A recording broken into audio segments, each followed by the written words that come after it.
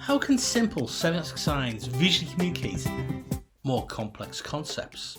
How can more complex designs and illustrations be semiotically crafted? I have used a metaphor of blocks and bricks to begin explaining encoding semiotic signs. We all know a wall is not strong if its bricks do not overlap or a binding medium is not used, such as mortar. Let us now cement simple semiotic signs together. Welcome to episode 7, season 3 of Semiosis 101, where we explain Charles Sanders Peirce's semiotic theory of semiosis, sign action, in designer-centric terms. If you've watched Semiosis 101 episodes before, then you already know I am Dave Wood. I use Semiosis 101 on YouTube, Patreon and Substack to provide a designer-centric translation of Charles Sanders Peirce's semiotic theory of semiosis, sign action. Why do you need Semiosis 101? Peirce's writing and terminology is very obtuse. On Semiosis 101, I translate Peirce's brilliant theory into language creators will understand and can follow. After all, we study design and illustration and not philosophy, so we need theory centered to creatives' needs. Yes, that is why you need Semiosis 101. Season 3's semiotic theme is semiotic encoding, with a focus on how audiences make interpretations. What this season's theme means to you as visual communicators is that at long last you will see what semiotic signs can be, are, will be. Will build your confidence to encode semiotic sign action into your own designs or illustrations during your own ideation phase to enhance visual communication. In the last episode, we saw how the lowest type of semiotic sign is an ephemeral possibility represented through a familiar quality. Peirce, in 1903, defined 10 classifications of semiotic signs. We focused on sign 1 last week and will later this season focus on all 10 signs. This week we will build on, pun intended, this first sign class. In designer-centric terms, I define sign 1's power as a quality as possible, familiar, instant. In this episode we will explore how these semiotic quality signs can be composited together to build more complex visually communicated meaning. We will not hit a wall, but instead see through one. Hit subscribe to this YouTube channel and I will explain. The trick is not to approach Semiosis 101 as a training manual. Semiotics does not work like an engineering problem. You cannot hit a communicational problem, then look up in an A to Z how-to book and follow step-by-step instructions to find a semiotic way to solve it. Bish bash bosh, jobs are good. Oh. We are tapping into audience's perception as much as a creative's talent to design or illustrate something to someone. To understand human perception, a phenomenological and qualitative approach is more productive. This is handy as Peirce's semiosis has firm foundations in phenomenology, and the triggering of perception happens through the target audience perceiving familiar qualities. In the first semiotic trigger of perception is through a possible familiar visualized quality. That triggering is subconsciously instantaneous. Sign 1, possible, familiar, instant. If a visual quality is composed in a design or illustration, it is not on its own. Designs and illustrations are complex visual entities made up of smaller visual entities. Last week we briefly referenced 2 fresh examples. One was the FedEx logo and the other was an illustration of a pirate by Joey Godoni. Let us return to these 2 examples to explain how complex visual communication can semiotically be crafted to enhance visual communication. Before I do, I first wish to state I will be deconstructing these 2 examples through Peirce's semiosis. While both examples are semiotically rich, I can safely bet the designers and illustrator who created them were working through gut instinct and tacit knowledge. This season I have been stating that you all have always been working semiotically. Okay? I will not repeat myself on that point, so let's move on. In the FedEx logo and Godoni's pirate illustration, they may both at first appear simple, but both are complex examples of effective visual communication. One example is typographic and the other is an image. but they both utilize sophisticated semiotics built up from simple qualities. Let's jump straight in at the sophisticated connotational level first, and then flip to look at the sign ones that help visually communicate the deeper meaning. Once you see the arrow in the FedEx logo and the noose in the pirate, you cannot unsee them. They are not just intentional, but crucial. The FedExArrow suggests left to right movement. Communicating movements is crucial for a logistical delivery company or the pirate. The noose emerges from the front of the classical pirate tricorn hat. Notice I said classical instead of iconic. These words are interchangeable when describing social cultural well-known artifacts, but iconic means something else within Peirce's semiosis. So I will reserve iconic to describe semiotic representation rather than classical things. Okay, back to the hat. The quality of how each of the three corners of a tricorn hat join naturally form a whole when the three hat brims are curled upwards. This natural quality of a thing, an existing thing, has now been visually hacked by Joey Cadoni into the clear shape of a noose, the ultimate fate of a captured pirate. In these examples, both the noose and arrow are not there. The gestalt of figured ground helps the iconic representation to suggest them. There, I have done it.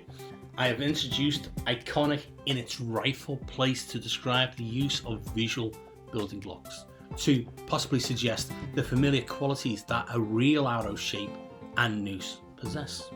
The noose shape is formed from both the quality of the natural shape of a pirate's hat and from the suggestion of the brims piping in white.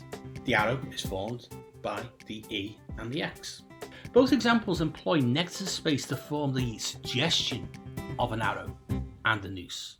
Both are there in plain sight. Both have to be perceived to be triggered. First you say FedEx or Pirate. That is intentional. That is correct. Then, eventually, the arrow and noose can be perceived.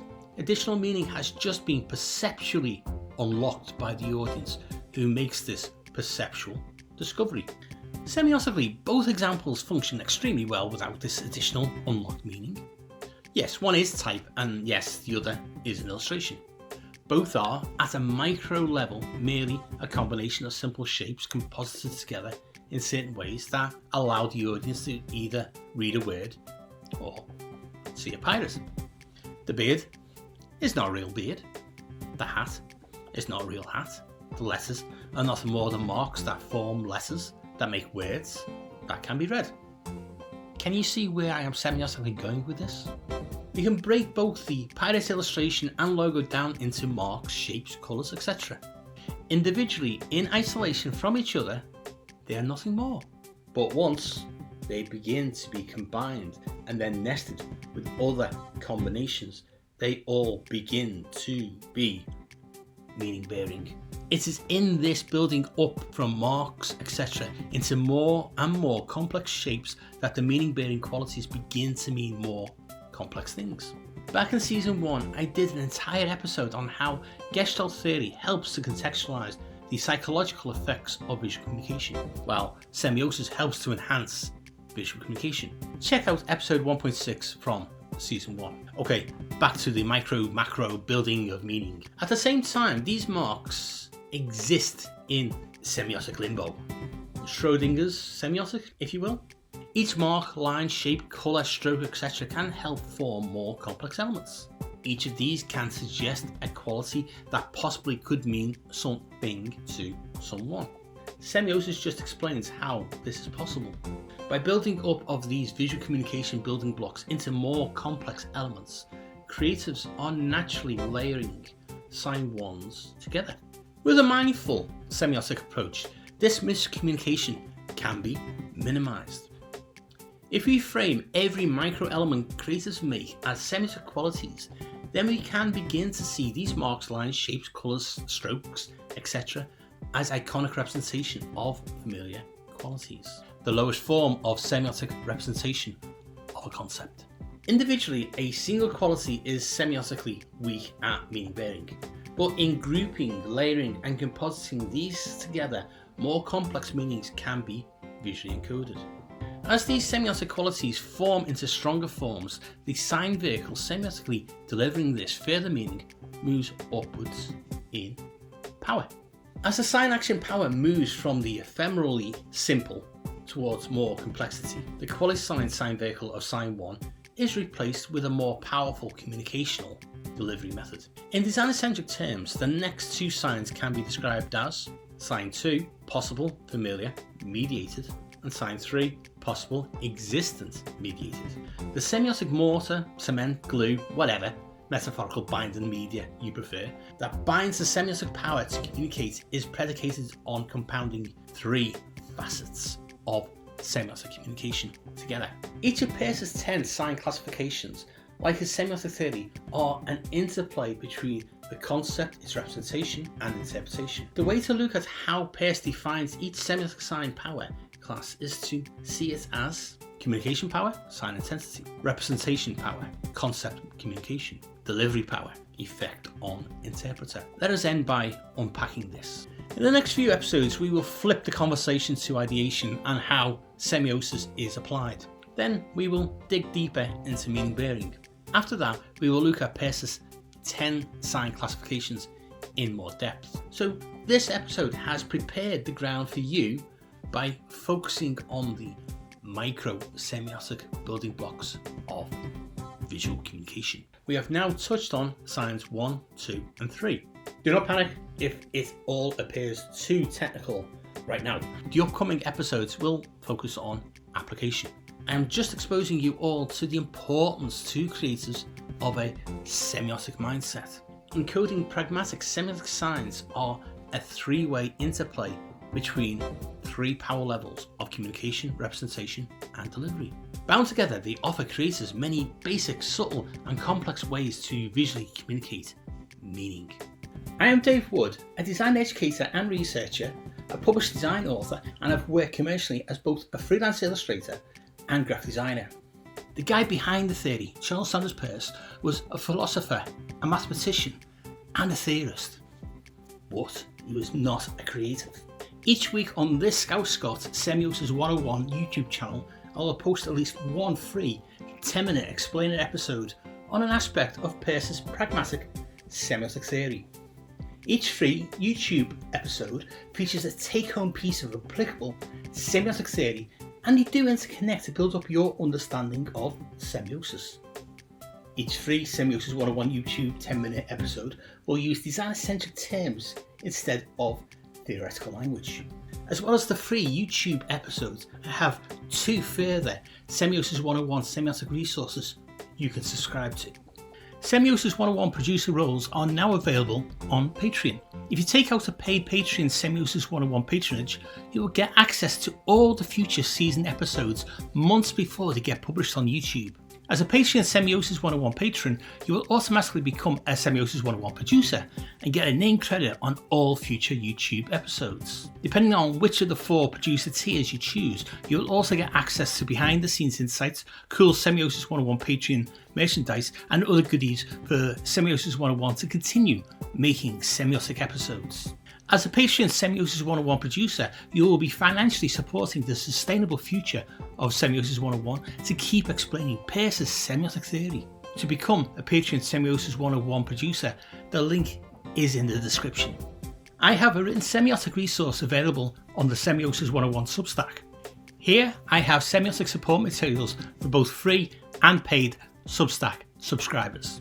There are full annotated reading lists, episode transcripts, 5-minute semiotic reads, plus other goodies and exclusive Semiosis 101 Substack merchandise. The Substack link is in the description.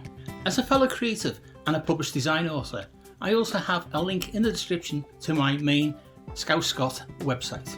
If you're interested in reading my semiotic Rosetta Stone academic writing, then you can visit my academia.edu link in the description. Any other books on Peircean semiotics or design I've mentioned in the episodes are also listed in the description. Check them out too. Thanks for watching. Check out the other Semiosis 101 episodes, like and share them with your friends. and hit the bell and subscribe buttons to be notified when next week's free Semiosis 101 episode is published. You can also follow Semiosis 101 on the socials for updates. It is at Semiosis 101 on Instagram and Threads. See you all again next week for more Semiosis 101 to help illustrators and designers to enhance your visual communication skills.